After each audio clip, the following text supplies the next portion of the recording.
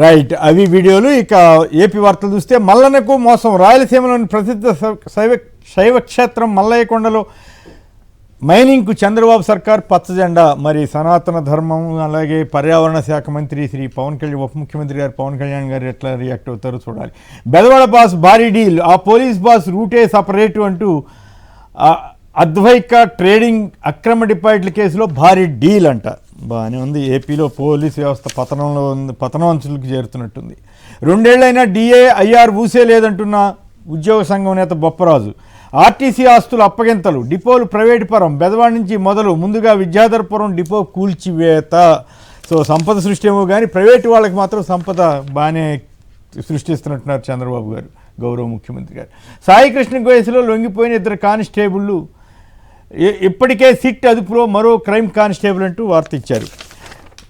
పవన్పై వ్యాఖ్యలు చేస్తే ఇంటికి వచ్చి కొడతారంట. అబ్బబ్బబ్బబ్బా, ఈయనెవరు? తాడేపల్లిగూడెం జనసేన ఎమ్మెల్యే బొలిశెట్టి శ్రీనివాస్ గారు. అబ్బా, చాలా పద్ధతిగా ఉన్నారండి జనసేన ఎమ్మెల్యేలు.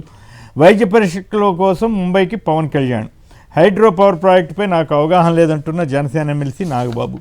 బాబు పాలనలోనే అప్పుల చట్టంలో మహిళలు అంటూ మాధవ్, బీజేపీ అధ్యక్షుడు మాధవ్ ఏదో వ్యతిరేక వ్యాఖ్య చేశారు. మరి ఎందుకు?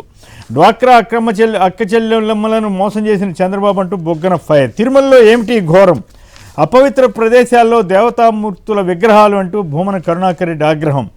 మీరు గెలిచారు, నన్ను గెలిపించేశారంటూ లోకేష్ గారు అన్నారట. మొన్న నన్ను ఓడించబాకండి అన్నారు, వాళ్ళు గెలిపించేశారని చెబుతున్నారు. చంద్రబాబు గారి స్టైల్ బాగానే వంట పడుతున్నట్టుంది. పాఠశాలల్లోకి ప్రభుత్వ ఎమ్మెల్యేల సిఫారసులు అంటే గత ప్రభుత్వ హయాంలోనే నో వేకెన్సీ బోర్డులు పెట్టిన సందర్భం ఉంటే అప్పుడు ఈనాడు వాళ్ళు వ్యతిరేకంగా వార్తలు రాశారు. ఇప్పుడేమో హైప్ ఇస్తున్నారు. సార్ మంచిదే, సంతోషం అట్లా జరిగితే. కానీ అప్పటికి ఇప్పటికి తేడా అనమాట. కాకినాడ సజ్జుకు సరికొత్త కళ. అసలు కాకినాడ సజ్జే ఒకప్పుడు ఉండటానికి వీలేదన్న వాళ్ళు కూడా ఉన్నారు కదా. అమరావతి జోలికి వస్తే తడాకా చూపిస్తారంట. ఏంటి అమరావతిలోకి ఎవరిని రానివరా?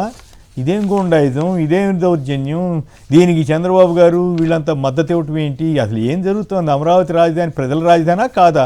మేము వైసీపీ వాళ్ళు లేకపోతే అయ్యా ఈ తప్పు జరుగుతుందని చెప్పిన వాళ్ళు ఎవరు వెళ్ళకూడదంట. చాలా విచిత్రమైన పరిస్థితిలోకి ఆంధ్రప్రదేశ్ని గౌరవ ముఖ్యమంత్రి గారు తీసుకెళ్తున్నారా? ఇక కానిస్టేబుళ్ళు నోరు మెదపలేదని ఎల్లో మీడియా రాసుకుంది. నిజంగా నోరు మెదిపినా వీళ్ళు రాయరనుకోండి. 45 ఎకరాల ప్రైమ్ ల్యాండ్ని 30 ఏళ్లకు ఇచ్చేశారంట. ఆ కంపెనీ ఏర్పడింది ఎప్పుడే అంటే 26 ఫిబ్రవరిలో అట. ఇక ఈ తెలంగాణ వార్తలకు వస్తే తెలంగాణపై కాషాయ జెండా. 2028లో అదే జరుగుతుంది. డబుల్ ఇంజిన్ ప్రభుత్వం ఏర్పడుతుందన్న నబీన్. బెంగాల్ తరహా పోరాటాలకు సిద్ధం కావాలి నితిన్ పిలుపు. ఒంటరి పోరుకే సై, కాంగ్రెస్ అంటేనే మోసం అని మండిపడ్డ నితిన్ నబీన్. అలాగే బంగ్లాదేశీయుల్ని వెనక్కి పంపించేశామన్న కేంద్ర మంత్రి కిషన్ రెడ్డి. ఫీజు బకాయిలపై ప్రభుత్వాన్ని నిలదీస్తాం నబీన్. విద్యార్థులకు న్యాయం జరిగేదాకా పోరాటం చేస్తామన్న నబీన్. ఫిక్సింగ్ రాజకీయాలు చేస్తేనే ఇక్కడ బీజేపీ గెలుస్తుందన్న కాంగ్రెస్ ఎంపీ చామల కిరణ్ కుమార్ రెడ్డి. ఇక్కడ ఆసక్తికరమైన విషయం ఏంటంటే బీజేపీ వాళ్ళు దీనికి కూడా సమానం చెప్పాలి.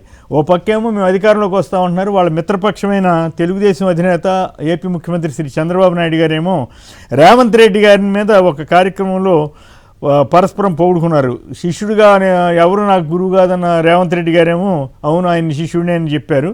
మరోవైపు ఏమో రేవంత్ నా శిష్యుడు, డాషింగ్ డైనమిక్ సీఎం, అన్ని విషయాలపై తరచూ చర్చించుకుంటాం, తెలంగాణ అభివృద్ధి కోసం ఎంతో కృషి చేస్తున్నారు, నీటి ప్రాజెక్టుల విషయంలో ఆయన చూపుతున్న చొరవ ప్రశంసనీయం, రాష్ట్రాభివృద్ధి విషయంలో రాజీ పడరు అని పొగిడితే సరే చంద్రబాబు గారిని వీరు పొగిడారు.